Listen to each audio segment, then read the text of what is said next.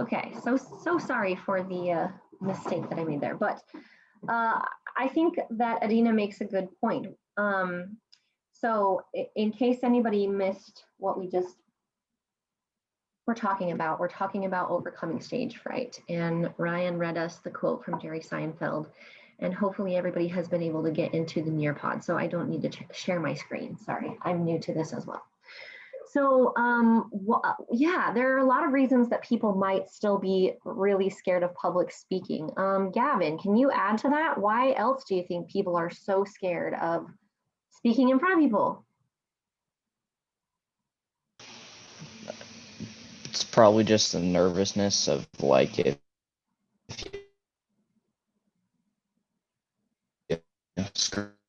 Oh, Gavin, you blipped out. I got the first part. There's definitely some nervousness there. You can type some more in the chat as well.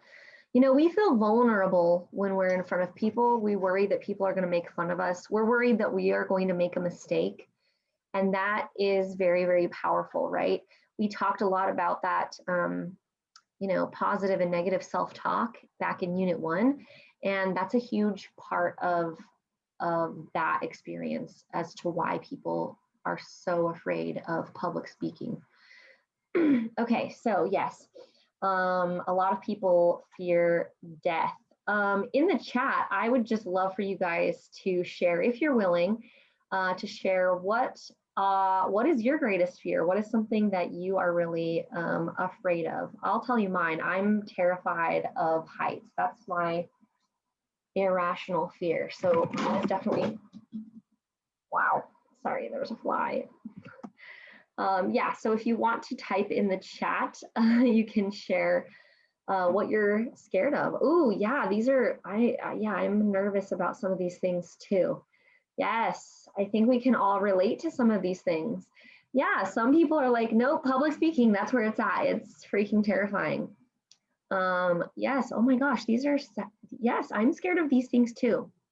Surprisingly, I'm not that scared of like snakes and reptiles, but I know that a lot of people are scared of those kinds of things. Yeah, we all have our fears. All right, so here we go. We're going to continue on to the next slide. So here's a quick little poll. Do you experience, or have you ever experienced any kind of stage fright? Let's take a quick little poll and see what percentage of our class. So on the Nearpod, instead of the chat, sorry, on the Nearpod, you can answer the question on that Nearpod, and then it will populate a little poll. So not in the chat, but on the little Nearpod thing that I just popped out again. There we go. Now you've got it. Now we've got it. All right.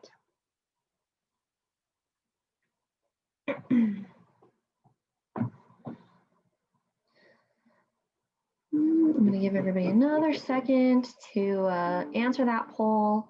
I don't see answers from a couple of people yet.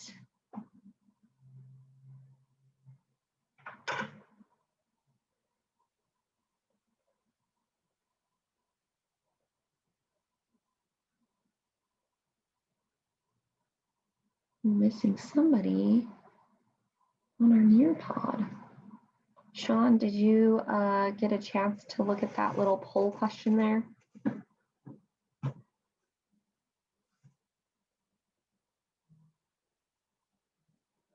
And then Vincent, if you haven't been able to get into the Nearpod yet, so I'm still waiting for Sean and Vincent. Waiting on you. So Vincent, you're just going to go to join.nearpod.com. I will put that back in the chat. It's not working. What? Why? What is it saying? And then there is the code. I will also share the link with you. Copy this link for you. Oops, wrong button.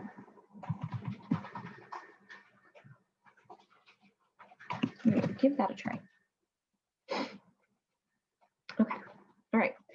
I don't know what happened to Sean. Sean, buddy, are you there? What happened? Did Sean fall asleep?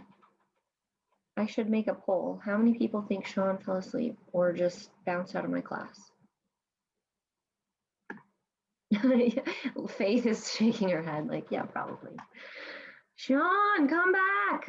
I'm yelling at you.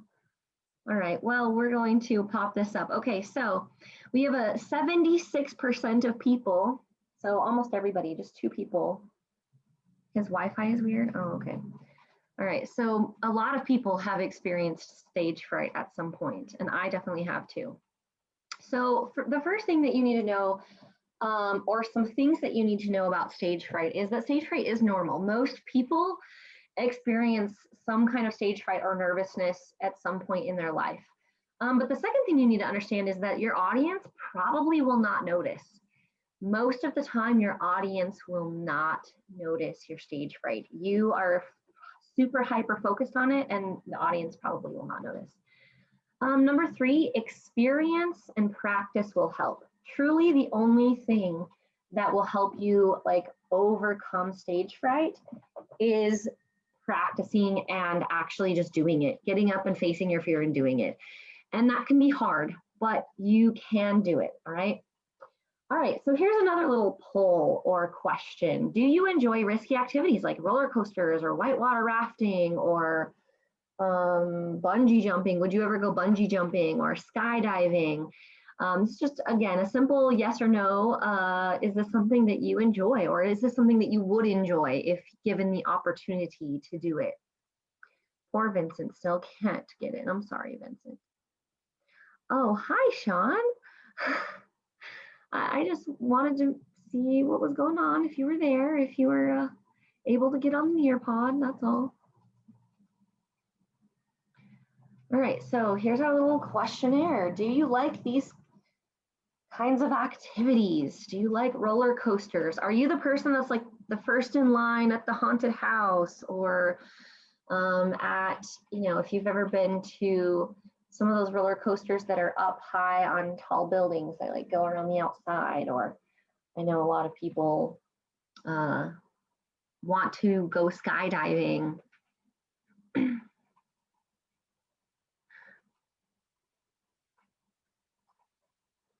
Okay.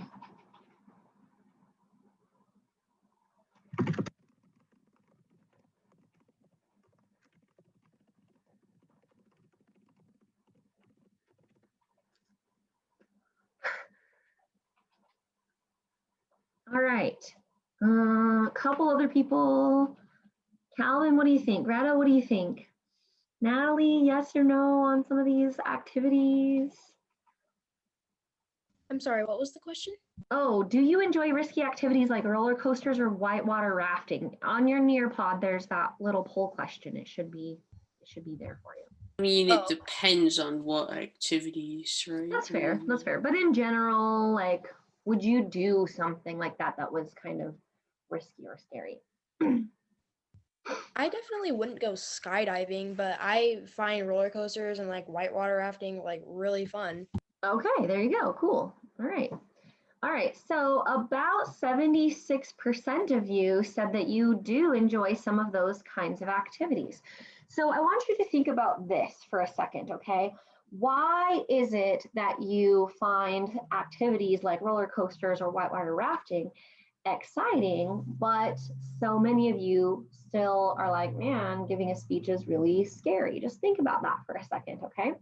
As we move into the next piece here. So one thing that you can do in order to reduce your stage fright is get prepared before your speech. Preparation is going to help you so much. Being fully prepared and actually practicing your speech out loud is a great way to reduce your nervousness. You're not required to dress up or dress professionally for any of your speeches in this class. You may have to dress professionally for something in the future, but just looking your best and being comfortable in what you're wearing gives you a sense of confidence, and that can help reduce your stage fright. Relax a little bit. If you're feeling really tight and tense, take a moment to try to relax. Give yourself a pep talk. Use that positive self-talk that we learned about in Unit 1 and be self-assured. Give yourself some of that confidence that will help you reduce your stage fright. So here is a quick open-ended question. How can we take our nervous energy and feelings and turn them into exhilaration? So this goes along with the poll question that I asked you a moment ago. You know, a lot of people like things like skydiving and roller coasters, for example. I have a lot of people in my life that love roller coasters. I absolutely hate roller coasters. They are not fun for me, but I am also one of those weird people that really likes public speaking. For me, I get a sense of exhilaration from doing my public speaking. You guys might get a sense of exhilaration and a rush from getting on the roller coaster. So if you were taking me to an amusement park and you were trying to convince me to get on the roller coaster because I was so scared, what would you do? How would you change my mind? How would you make me feel more calm? How would you help me take my nervous energy and turn it into exhilaration? So on your Nearpod, there should be a place for you to type your answer, your short answer, and share with us. And then I'll share out a couple of people's answers. I think this is a really important way to kind of reframe our fear. If we are feeling really scared about speaking in public, we can almost flip it and be like, okay, I'm really feeling scared right now, but maybe I can take this and turn it into a sense of exhilaration. All right, one person just barrels through, just does it. Trying to change your mindset, yes. Think about it in a different way. Think about something that makes you feel exhilarated, yes. Drink 5 Red Bulls. I don't know if that would make me feel more exhilarated or just more nervous. I'm not sure. Yeah, mindset is a big part of that.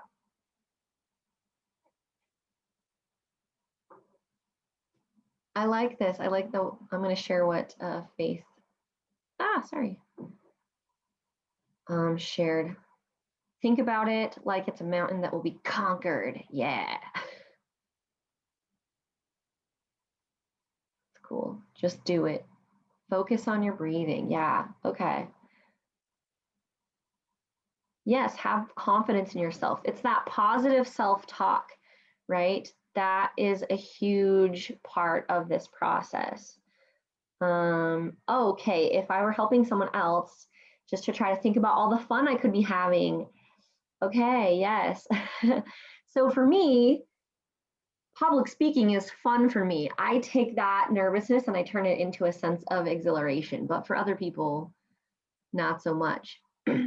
Ooh, an incentive, a small reward. Yes, okay, hey, you can do it. I like that. That's So your reward for giving speeches in Miss Cortez's speech class is a passing grade. That's your reward. Come on. There we go. All right, those are some really great answers. I love those. Those are awesome. Okay, moving on. Okay, so here are a couple of tips or some steps on relaxing tense muscles. And I am an individual who is diagnosed with anxiety that I take medication for. And these relaxation techniques are helpful, not just when I'm feeling nervous, like if I'm giving a speech or if I'm getting, if my friends are trying to convince me to ride on a roller coaster. These are things that help me all the time. So calming yourself down, taking some deep breaths, rolling your neck and head can be a helpful way to just decompress a little bit. I'm not going to go through all of these, but this is one way that you can help relax yourself. Now, during your speech, you might experience any number of these things. A lot of times, this is just your body's like biological response to fear, right? Because our nervousness comes from that sense of fear, like, oh my gosh, I'm gonna mess up, I'm gonna do something stupid. And so your body has that natural like fight or flight response. And so you might get a queasy feeling, or you might feel sweaty, you might have a dry mouth, you might feel like you're stumbling. There's a lot of things that might happen. You just need to know that all of these things are normal. Your audience isn't going to notice. You can have a sip of water, slow down, eat a little snack so that your blood sugar is okay. Take a deep breath, and again, practice and prepare. There are a wide variety of relaxation techniques that you can also use to help you through this process, okay?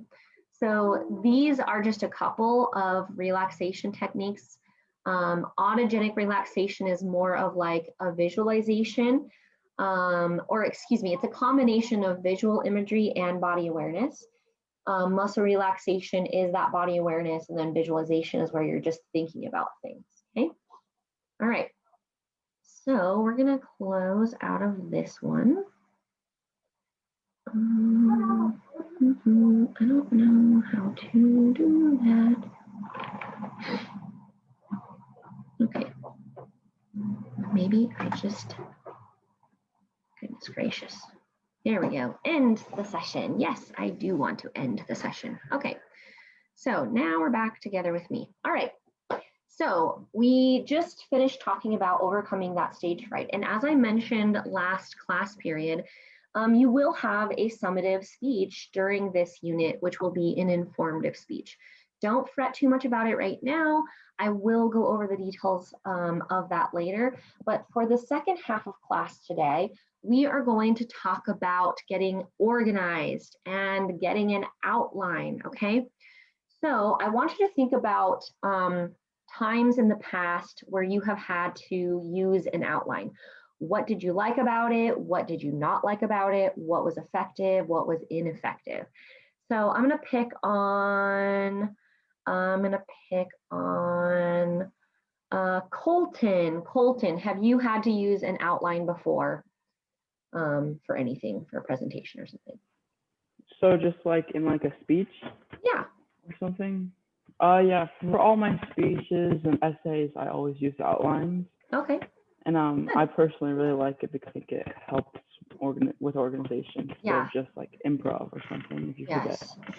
You guys have all these amazing ideas, but sometimes you're like, I don't even know how to put these together. All right. Kaya, what are some advantages of an outline?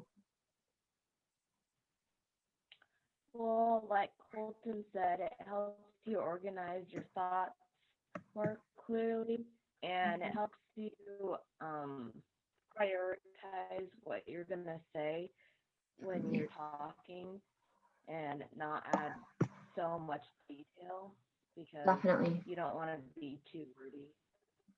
Well, you just want to get your message. Definitely. Okay. Faith, what do you think are some disadvantages of an outline? I mean, I don't like them because I feel like they restrict what I can do in a way. And I don't necessarily like that because I like doing a broader, like, bit more of a broad span of the project. And yeah, I really like that you pointed that out because a lot of people feel that way. And if you have had this experience before, I'm really sorry because that's not what an outline should do. An outline should allow you the flexibility that you need in order to share the information that you have. So I hope that the outline format that I teach you does not make you feel restricted. And I will say this. When you have an outline, let's say you have your main ideas on your paper, right? And you have to turn it into me, okay?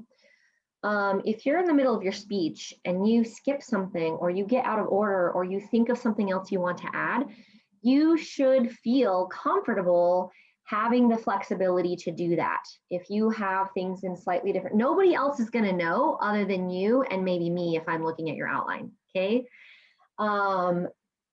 You should have the flexibility to go a bit more broad or use it to the extent that you want in your presentation. All right, I just shared another link in the chat, and I am displaying the next little Nearpod code for the second half of class today, all about outlining.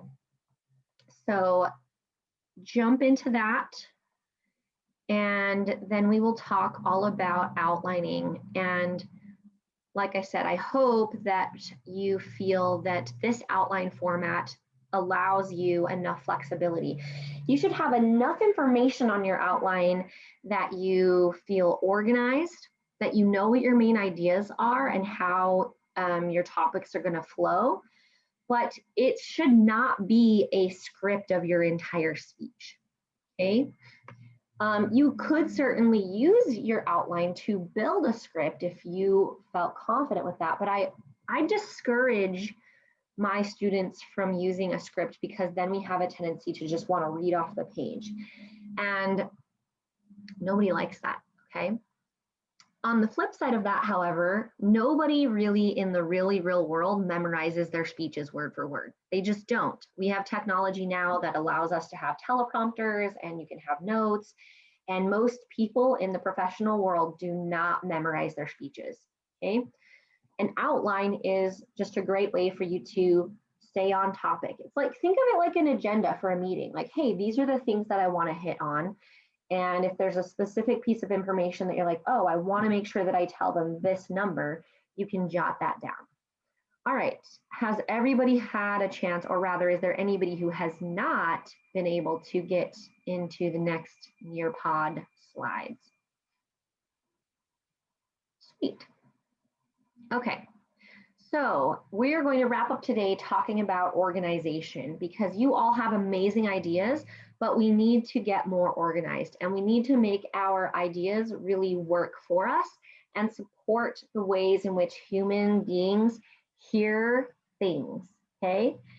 Giving a speech is different than an informal conversation. So this is going to be geared more towards formal speaking, all right? So first things first, you need to understand what is often referred to as the rule of three. Human beings do not remember things well. And if you are giving a speech, the goal should be to get your audience to remember at least your main ideas. So we need repetition, okay, as audience members. As the speaker, it's going to sound really repetitive, but to the audience, it's going to be very, very helpful. Your audience needs to hear these things multiple times in order for them to remember what your main points are. So the rule of three is broken down kind of like this. First, the very first thing that you do in any kind of presentation is, hey, this is what I'm going to talk to you about today. So as a teacher, I always will give you a preview. Hey, we're going to talk about organization and overcoming our fear of speaking today. Okay, brief little blip.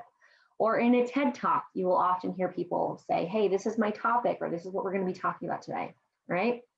Then comes the bulk of your presentation. This is the body of your speech. This is the tell them phase. This is where you give all of those details. And then you need to wrap it up with a conclusion. You can't just cut off the end of your speech. It makes the audience feel like we just came to a very abrupt stop. Oh, some people got kicked out or something. What happened? I'm sorry. I don't need to share my screen. I apologize. Gavin and Evan. Oh, hey, we got kicked out. I forgot that I don't need to share my screen with you once you're in Nearpod. Gavin and Evan, welcome, and sorry you got kicked out, Gavin. Here is the link to get back into the Nearpod. Evan, since you're just joining us, you are going to also click on that link. It's going to open up a Nearpod, which is a slideshow, interactive slideshow, okay? And we're talking about organization. I will also recommend that you go back and watch the first half of today's class video because I was talking about overcoming stage fright.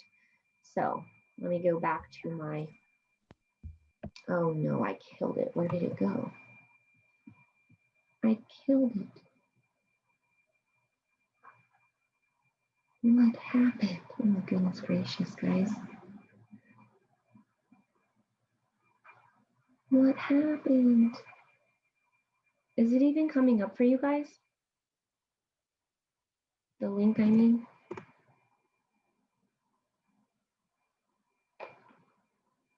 Oh no. I want to make the lesson. What is happening? Are you guys still with me? There it is. Okay. Oh my gosh, I'm so sorry. What am I doing here? Here we go. Okay. We want our live participation. We want the same code. Yes, I want to resume it. Okay, I'm so sorry. I got totally kicked out of there. Okay. So this is what we were talking about, the rule of three. Phew, okay. New tech is, I'm trying to just be more engaging. I'm trying to be cooler and I'm failing at being cool. Apparently I cannot be cool. All right. So humans do not remember things well. We have to break it down into this rule of three. Okay. So the basic speech structure, which you guys are probably very familiar with, this is also the basic essay structure. It's the basic everything structure, is an introduction, body, and conclusion. Okay, that's the basic structure of any presentation, any essay, any speech that we have. All right, so let's talk about the introduction first. So the introduction is designed to get the audience's attention. As happens, you know, people are not always really engaged in your topic. Okay, you have to work to get their attention sometimes. And we want to let them know what it is that we're going to be talking about, all right? So it consists of three elements: the attention getter, your thesis statement, and a preview statement. I have a little matching activity. So take a moment, look at the pairs. There are those three words: attention getter, preview, and thesis statement, and match it up with the definition really quick. Give that a try.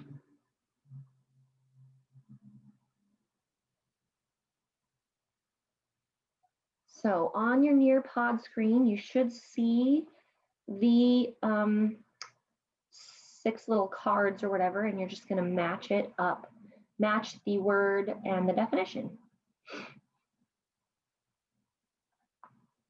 Nice.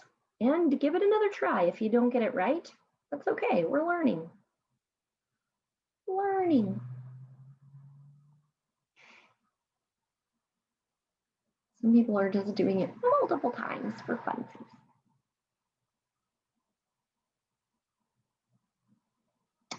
Vincent, since you can't see, or if you're having trouble still with the Nearpod, I will show you the definitions here in just a second. I haven't seen, oh, Dakota, yours is frozen? Try refreshing it, because since I got kicked out, it might just need a refresh. How about Sean or Natalie? And also Evan, I don't know if you were able to get into the Nearpod, but I don't see you there. Oh, good, Natalie, yours is working, cool. Sometimes it takes a second. Evan, were you able to get access to the Nearpod?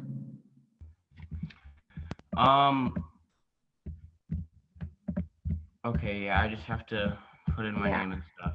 Ah, cool, cool. All right, how about Sean? Is yours frozen or what's going on? This is how I know whether or not people are actually with me. At least if you're typing something in the chat, then I know you're still kind of with me. Yay, Sean did it. Okay, cool. So it looks like after a couple of tries, most of you were able to get the definitions correct. So an attention getter is something that gains the audience's attention and makes them want to listen to your topic and to your speech, okay? The thesis statement clearly outlines the explicit purpose or the topic of your speech. And then your preview statement explicitly outlines the main points that you're going to cover in your speech. Easy peasy. All right, so you can get the audience's attention using a wide variety of techniques.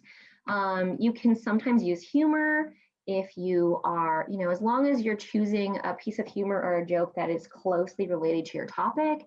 You can tell a short story called an anecdote. You can use a statistic or a rhetorical question or a quote, a video, a demonstration, lots of things to get the audience's attention.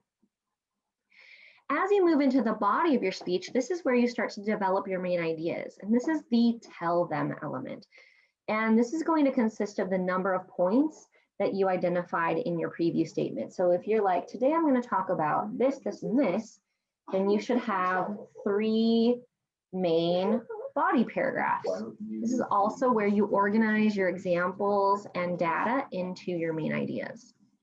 All right, I have a quick 3-question quiz. Some questions about what you would include in your speech. So take a look at that Nearpod and do that short 3-question. It's just a multiple choice question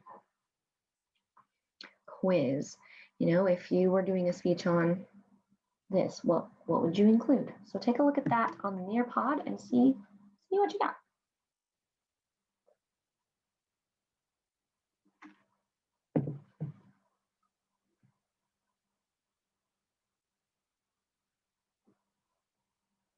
All right, it looks like most people have answered question 1.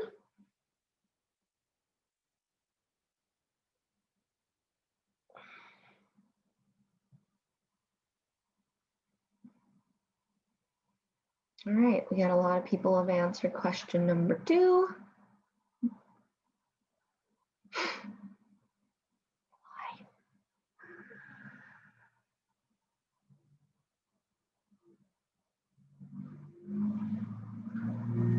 Question number 3 is tricky. Although, if you chose there, I know what I did. I apologize. I think I entered question 3 incorrectly. Oh, good, Dakota, I'm glad. So question number 3 has 2 answers that could be correct, and I think it's marking you wrong if you only picked one. I thought it was going to give you credit if you chose either one. So it looks like most people have answered the questions. So question number 3, the correct answer is C or D could be correct. So I'm sorry that you didn't actually get that one wrong if you chose C or D. All right, most people got, everybody got question 1 right. If my speech were about taking care of dogs and my first main point was their diet, which detail would fit into the body paragraph? A leash is a great way to keep your dog safe, or most dog food should include at least 20% protein, or there are many varieties of grooming brushes. So the correct answer was B. Question number 2, if my speech was about learning to play the piano, what 3 main ideas would be the best for a beginner audience? So answer A says classical pianists, writing your own music, or producing music to sell. Question B, topics include types of pianos, where to buy them, and building your own keyboard. And answer C says the parts of the piano, the basic music scale, and the basics of sheet music. So the correct answer would be C. And then 3rd question, if your speech was about the history of American football, what would be the most engaging attention getter? Answer A, ask if anyone has ever played football. B, read a poem about football. C, show a clip of a football play. Or D, bring in a football and demonstrate a throw. And you could use either C or D. Both of those would be really engaging. Any of those, however, would be an appropriate attention getter. It's just that the bottom 2 would be the most engaging. All right, moving on, wrapping it up. So we're going to wrap up here today talking about transitions. Transitions help link everything together, and using good transitions is going to help make your speech or essay flow and sound better. It's also going to help the audience hear what you are going to do next. There are 2 types of transitions. Main idea transitions, or these are all sometimes called paragraph transitions. These tell the audience when you're moving to a new idea. So words like to begin with, in conclusion, or first, second. Internal transitions illustrate details. These include things like, for example, for instance, or according to.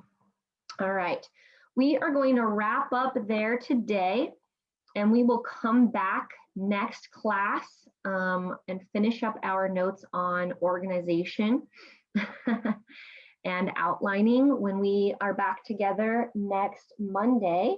Thank you guys for participating in our Nearpod today. I appreciate it. I hope it was at least a little bit more engaging than listening to me just drone on for 40 minutes. If you have any questions, stick around. If not, have a great day. And you don't have any homework, so I will see you guys next class period.